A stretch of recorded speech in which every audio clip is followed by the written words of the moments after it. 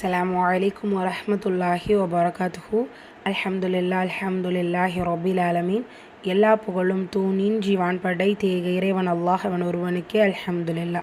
நம்மளுடைய இந்த தொடர் வகுப்பில் நம்ம சூரா முத்தஃபிஃபீன் பார்த்துட்ருக்கோம். அல்ஹம்துலில்லா. ஸோ இன்றைக்கி அடுத்த 2 வசனங்கள், அதாவது 19-20 வசனங்கள் இன்ஷால்லா நம்ம பார்க்கலாம். அஊது பில்லாஹி மினஷ் ஷைத்தானிர் ரஜீம். பிஸ்மில்லாஹிர் ரஹ்மானிர் ரஹீம். ويل للمطففين الذين إذا اكتالوا على الناس يستوفون وإذا كالوهم أو وزنوهم يخسرون ألا يظن أولئك أنهم مبعوثون ليوم عظيم يوم يقوم الناس لرب العالمين كلا إن كتاب الفجار لفي سجين وما أدراك ما سجين كتاب مرقوم ويل يومئذ للمكذبين الذين يكذبون بيوم الدين وما يكذب به إلا كل معتد أثيم إذا تتلى عليه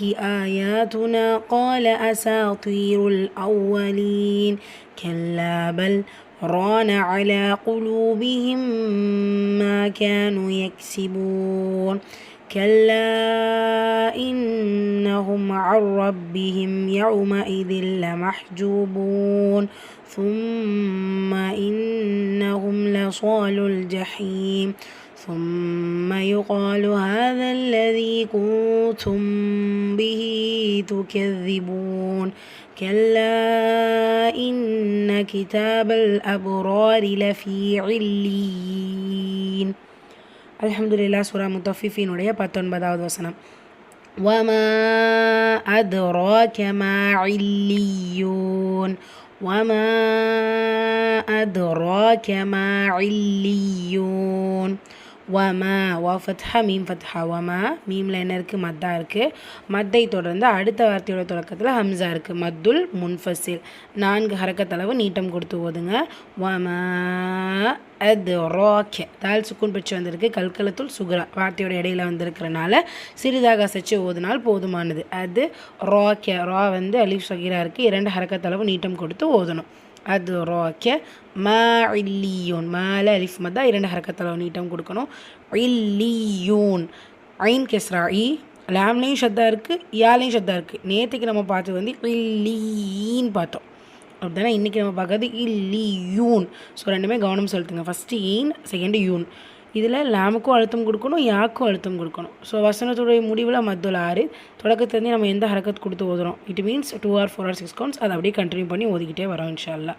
அண்ட் சூரா முத்தஃபிஃபீனுடைய 20வது வசனம். கிதாபும் மர்கூம். ஆல்ரெடி சேம் ஆயாவுடைய விளக்கம் நம்ம பார்த்துருக்கோம். இந்த முத்தஃபிஃபீனில் முந்தைய ஆயாக்களில் இதே வசனம் வரும். ஸோ என்ன அப்படின்னா கிதாபுன். கேஃப் கெஸ்ரா கி. தால அலிஃப் சகீரா இருக்குது. 2 ஹரக்கத்தளவு நீட்டம் கொடுத்து ஓதணும்.